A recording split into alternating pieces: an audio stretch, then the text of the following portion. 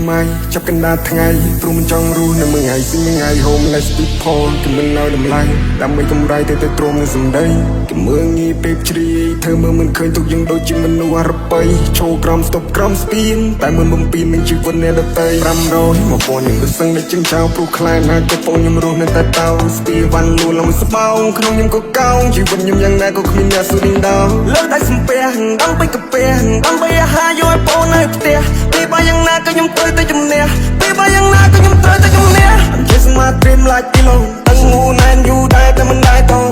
ខ្លួនល្បៃស្កានៅណាជីវិតទៅដាំដំណាំលើសកៃដូ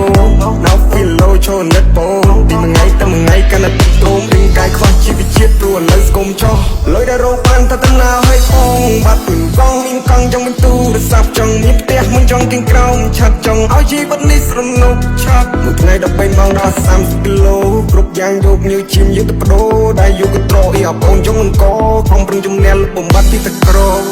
មកគេមកខ្ញុំធ្វើការចង់ដើរលេងជុំមកជុំបាមករៀនដៃដល់ផ្សាយសួរទេវតាជីវិតខ្ញុំត្រូវដុនដាបដល់ណាយ៉ាទៅមក best ខំប្រឹងជំនះព្រោះមិនចង់ធ្វើកាជាចង់ជិះសាឡាអង្គុយមកកន្លែងលើកដៃបនព្រះធ្វើមិនយ៉ាងនឹងឈ្នះ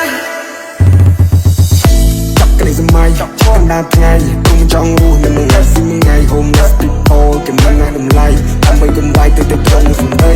គេមើងងាយពីជ្រីធ្វើមុនឃើញទុកយើងដូចជាមនុស្សអរបៃឈោក្រំស្ទប់ក្រំស្ពានតែមិនបំពេញនឹងជីវិតនៅដល់500 1000មកបងខ្ញុំរត់សុំតែជឹងចោលព្រោះខ្លាចណាក៏បងខ្ញុំរស់នៅតែតោស្ពាវ៉ាន់លួនឡើងស្បោងក្នុងខ្ញុំក៏កោងជីវិតខ្ញុំយ៉ាងណាក៏គ្មានអ្នកស៊ូឌីងដោលើដៃសំពះដើម្បីកាពះដើម្បីអាហារយកឲ្យបងនៅផ្ទះពីបើយ៉ាងណាក៏ខ្ញុំត្រូវតែជំនះពីបើយ៉ាងណាក៏ខ្ញុំត្រូវតែជំនះ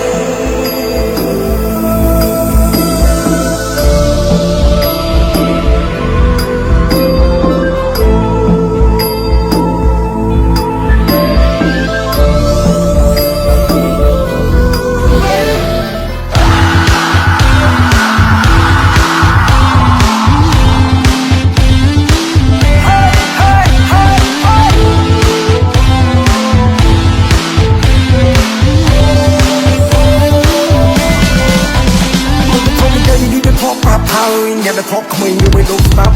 គ្នាកាត់មកមិនមានស្ដាប់ចង់ទៅដោរស់ទាំងជីចាប់